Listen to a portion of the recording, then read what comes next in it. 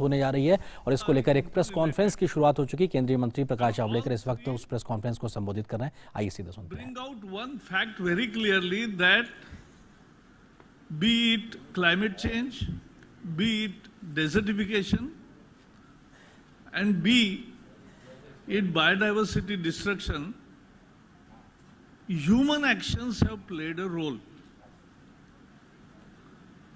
in disturbing the balance of nature. And now people have realized this is the 25th year of UN Convention on Combating Desertification.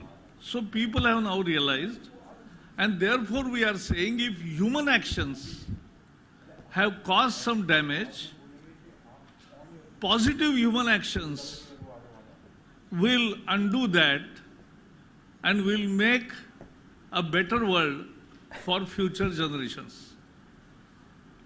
This is actually the theme around which this CCD works. Nearly 190 countries are participating, nearly 100 ministers are participating. Our Prime Minister will inaugurate it on high-level segment on 9th September. And more importantly, there will be a thorough discussion, essentially, to understand the problem and to learn from each other. Because that's how coming together at a world platform helps every country. We need not reinvent. We can share our good stories, experiences, good or bad, success and failures, and therefore we can leapfrog for a good start in each country. And therefore, this UNCCD COP is very important, and we expect some good outcomes which will be notified in Delhi Declaration. At the end of the session, after much discussion, that will be passed, and that declaration will form the future course of action. India will assume presidency today and will continue to be president for next 2 years, during which time India commits that we will make sure that there is more proactive global cooperation, because there are little different shades in all the three problems, as I mentioned. Climate change is a global problem with global impact. So it has to be treated also globally. Every nation has to do something. Here, land degradation, because land is local, and so the problem becomes local, and solutions also have to be found out locally, but there is science, technology, and as well as there is international experience which can be shared, and that benefits every country. And biodiversity, we have to protect it. It's a different issue again, but we have to protect it. If we do stop desertification or be making positive efforts to stop degradation of land, if we protect the biodiversity and improve upon it, and if we take mitigation and adaptation action in climate change, world will be really better for future generations, because 200 years there was damage done. Now we have to restore, and that is the mission of this COP14. That's all from my side. Over to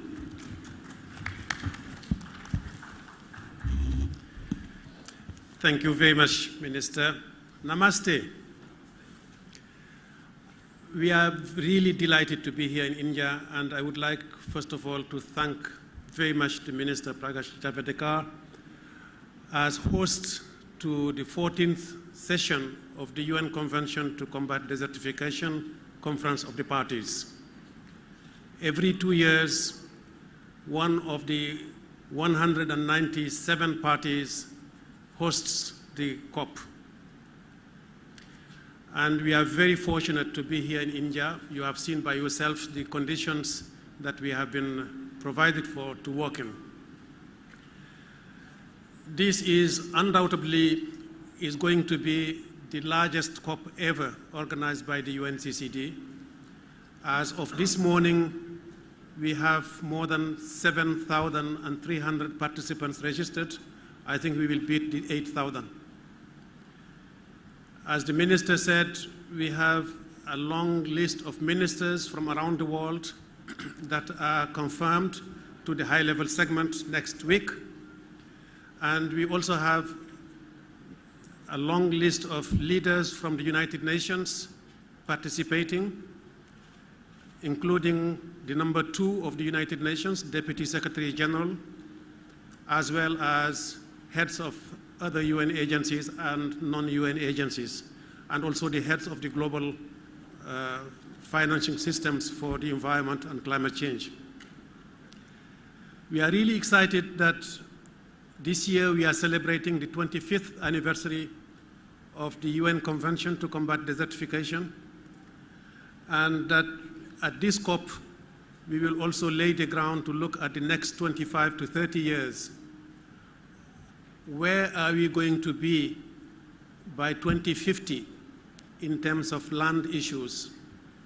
This convention is the only global treaty dealing with land. And we know that land feeds people. 99.7% of the food we eat is coming from land.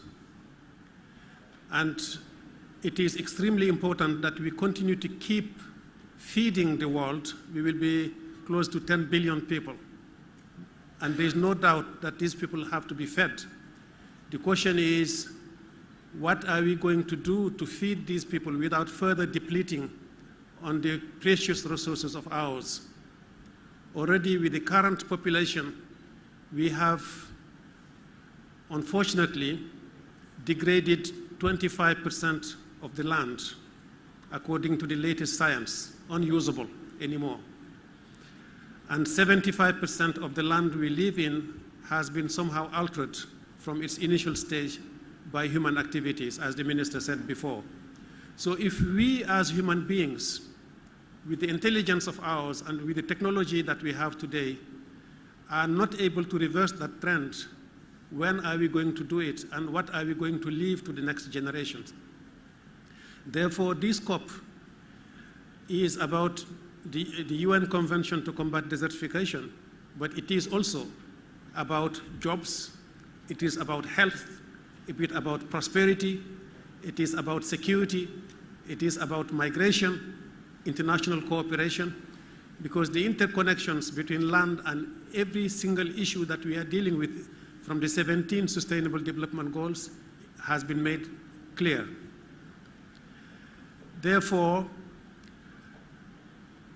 this COP will also send a very clear message through the Delhi Declaration that the minister referred to, that we as human beings should be able to reverse the trend and invest massively on land restoration. And by doing so, we will create millions of green jobs, because land restoration is a labor-intensive activity. And by restoring land, we will be stocking the carbon. Up to 1/3 of the carbon that we have emitted can be stored through land restoration. Therefore, by combating desertification and restoring land, we are also contributing to the solution to climate. And by restoring land, we are also conserving biodiversity and restoring land that can continue to feed our people.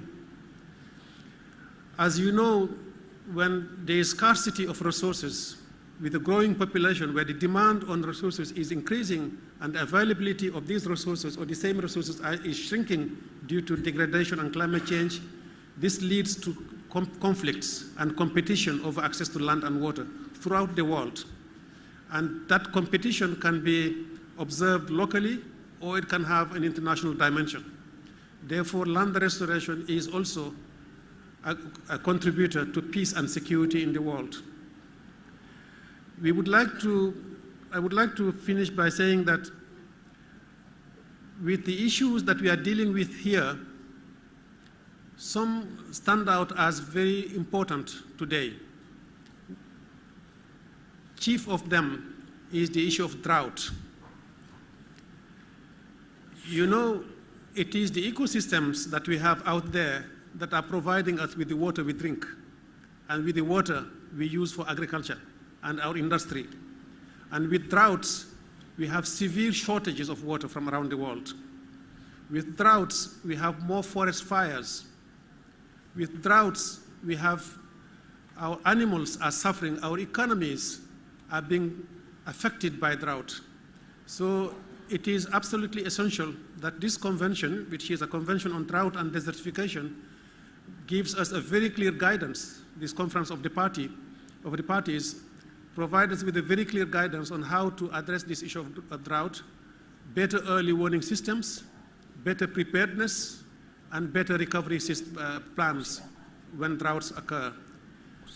I grew up in a region of the world in West Africa where we were having droughts once every 10 years, once every 15 years. Today, we have drought every other year. And many people associate that phenomenon with the climate change. So it is even more important now than before that actually we deal with this fundamental issue of drought. The second issue, which I think will attract also a lot of attention at this conference of the parties, is the issue of land tenure. With 10 billion people, we have more demand on a finite resource. Are we going to continue to deplete the resources that we should be leaving to our next generations, or are we going to produce and consume differently? So it is one of the topics that, again, the world expects this conference of the parties to come up with a very, very clear guidance on how these issues will be tackled. Minister, we are very, very happy to be here. All the participants that we have received so far are extremely happy, and I think this will be an exceedingly positive COP, because the success of a COP depends, of course, on the subject and the difficulty of the subject, but it depends also on the atmosphere, because we are human beings, and the way we operate, the way we negotiate, is largely influenced by the conditions on which we negotiate. Thank you very much for putting all the conditions. The platform is there. If there is anything missing, it will be probably from the Secretariat or from another party, but not from the host country. Thank you. Today in press, you will be directing more questions to Executive Secretary UNCCD, as I am available to you every time. And therefore, today you can ask him questions. Just 1 minute summary in Hindi, because I got the message. For TV, they want it. So, दुनिया भर में बंजर जमीन और बढ़ती बंजर जमीन ये एक समस्या है, और बंजर जमीन ज़्यादा पानी के उपयोग से भी होती है, कम पानी से भी होती है, ज़मीन खिसक जाती है, बह जाती है, उसके कारण भी होती है, उसके साथ साथ डिफॉरेस्टेशन से भी होता है, और बहुत सारे मुद्दे हैं जिसके कारण ज़मीन बंजर होती है। अब बंजर ज़मीन को फिर से फर्टाइल बनाना, उसको फसल ले सकने जैसा बनाना, ये बहुत ज़रूरी है, संभव है।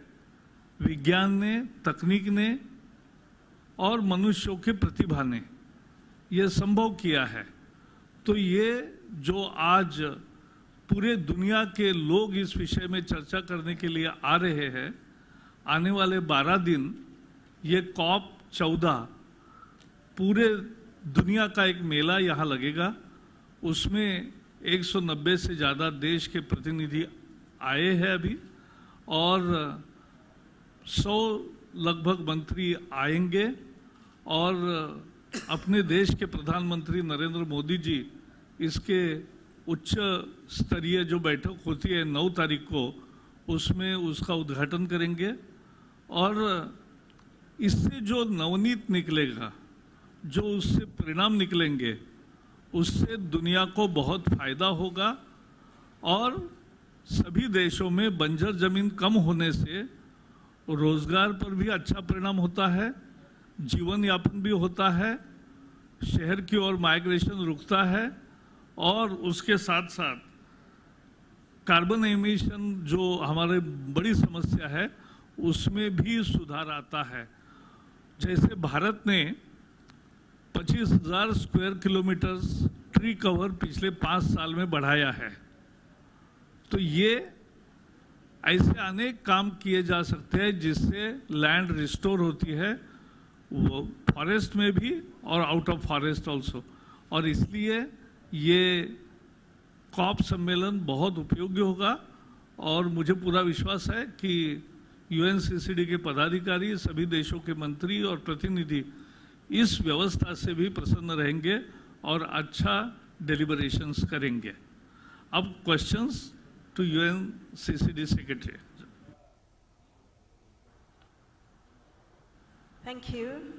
So we'll open the floor to questions, and I'll take them in rounds of 5-10 minutes until our time is up.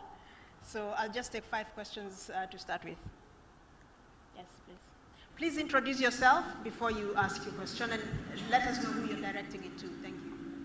My question is to Mr. Chiao, and I'm Ajit Jha from UNI, United News of India. I just want to know that, as Minister had said, that problem is local and solution has to be local. But then somewhere it seems that politically UNCCD is not able to convince the world that we have to come together to address this problem. Climate change is a big issue. So what will be your political approach in this scope?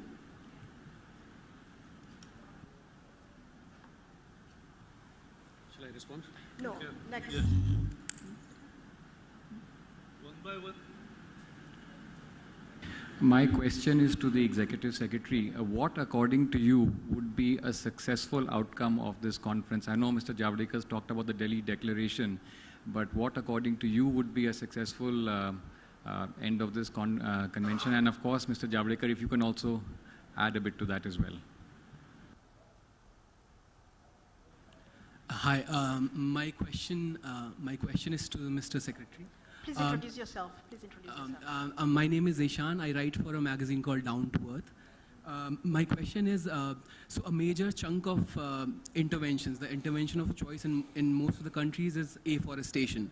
Now, in land-scarce countries like India, where there's already a lot of land conflict, how will this intervention, afforestation, impact the land tenure security which you talked about? Thank you. Yes, please. My name is Nivedita. I have a question. What kind of gender action plan you have on agenda? What kind of outcome you are looking at in this case? Thank you. Yes. Put on the microphone. Hello, sir. My question is to you, Mr. Javdekar. Well, since the last year, we have seen, floods in Kerala, and we've seen some devastating effects, and scientists have linked this to climate change. What are the action plans we have, or the government is thinking on, to bring down the emissions from the coal sector? Okay, let's take those first, and then we'll come back. Thank you very much. Land degradation is the way it happens is that human activity has an action that is indeed local. But this doesn't mean that you do not need international cooperation.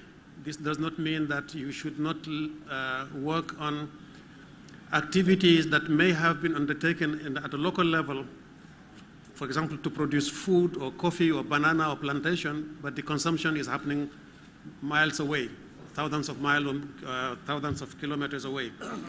Therefore, it is very important to understand this notion of what we call telecoupling. I live in Germany, but I'm absolutely certain that the coffee I'm drinking in Germany is not produced locally. Therefore, what is the impact of my coffee consumption on land elsewhere? I also know that the banana I consume there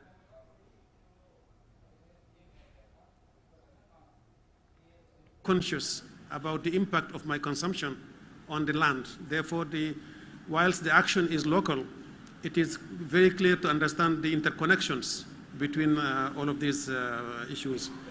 How are we going to address this from the political point of view? The UNCCD, as I said, has been negotiating time as the Climate Convention and as the Biodiversity Convention for a very good reason, because these are the three pieces of one puzzle. The way we think the world should understand action on land degradation is to understand the connection between land restoration and economy, social, health, poverty alleviation, security, international cooperation. So our message to political leaders is to say, don't look at land restoration as only a biophysical aspect. Because yes, you are acting locally, but you are not doing it without a purpose. You are doing it to respond to the needs of communities.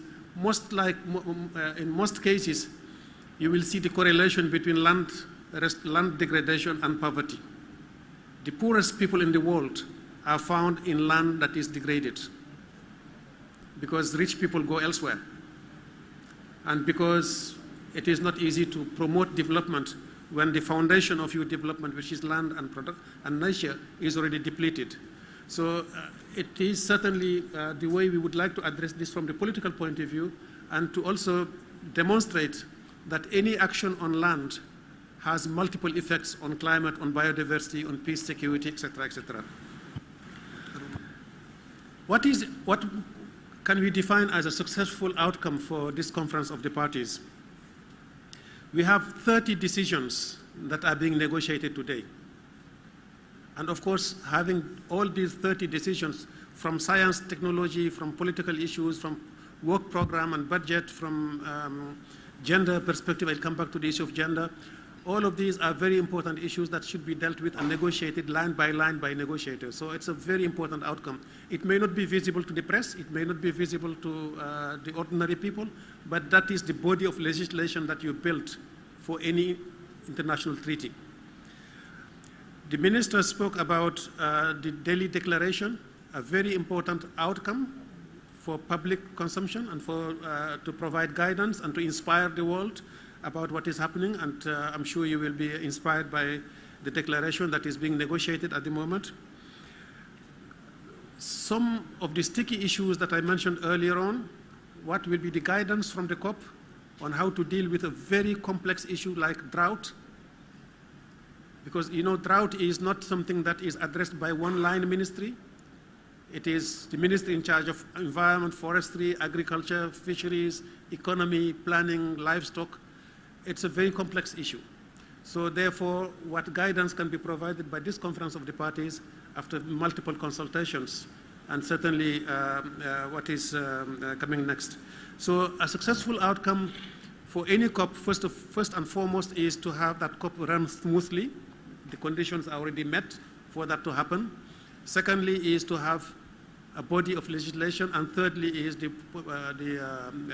political outcome that will come, and the declaration is a political outcome. If I may, Minister, I think there was a question addressed to you, but I'll just give my perspectives on the issue of land and security. Land and security? No, that was flood. No, flood I'm not going to touch. I cannot respond to that. That's too difficult for me.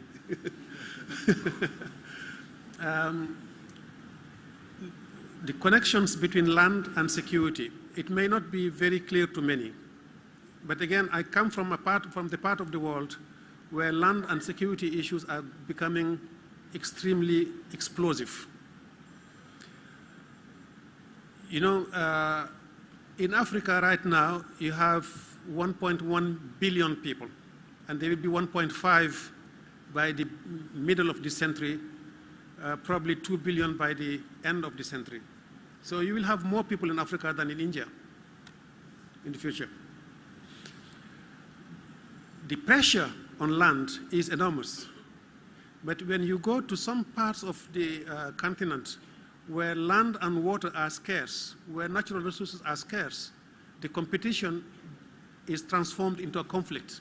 For example, a conflict between farmers and pastoralists that use the same land, the same water points, and are competing therefore for access, even for access to firewood is a problem in some parts of the continent.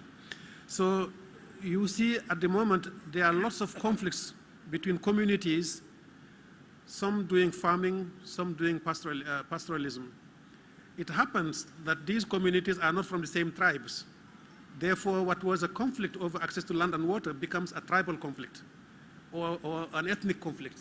And it becomes just a nightmare for leaders who find themselves in a situation where they don't understand why these people are fighting. It is not that they don't like each other. They are fighting because they are competing for a scarce resource. Gender is one of the very important elements that we have to deal with in any country in the world, especially in countries that are more dependent from the primary sector. The issue is that in most parts of the world, women do not have access to land. They do not have access to land property, and therefore they do not have access to financing. They cannot have access to banks or any other source of financing since they don't own the land. And yet they are producers. They generate income for their families, but there will be no development until that bottleneck is resolved. So gender is not just a mere participation, it is actually a full development plan that should be developed in many parts of the world.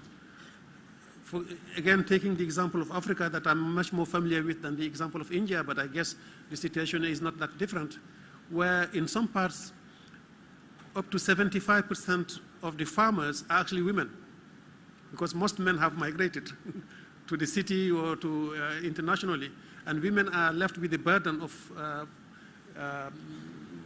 supporting the families, but they don't own the land. And traditions are still there. There's a very heavy traditional body of legislation there that does not allow that issue to be resolved. So it is important that this be looked at very seriously by governments and by civil society organizations. Minister, the question on flooding is too difficult for me to respond. I'm sure you do have the response for that. You asked me a question about floods latest. See, there is no direct established correlation between floods and climate change. But from climate change is a reality which is impacting the world, and there are 2-3 definite patterns coming out. 1, rising temperature. 2, rising earth temperature. 3, occurrence of frequency of unnatural events have increased. As you know, in India, what we witnessed last 1 month floods from Kerala to Assam were all floods because of heavy rain in a short span of time. It's a peculiar phase. And therefore, this scientists are analyzing, but our job is to clean and do more actions on climate change, more protection of biodiversity, and stopping further degradation and achieve degradation neutral condition as soon as possible. Thank you. Okay. Looking at my time, I realize that the two principals have another function and I do not want them to arrive there sweating and huffing and puffing. So if you'll allow me, since they will be with us for the rest of the 2 weeks, we will close this press conference. And I want to thank you, Your Excellency, Executive Secretary, for taking the time to share your thoughts with us. We know both of you are very busy, and we will look forward to meeting with you later on. Colleagues, let us remain seated as the Minister and Executive Secretary head to the hoisting of the flag, and we can follow them there. Thank you. After flag hosting, there will be opening of exhibition, which is worth watching. Please join.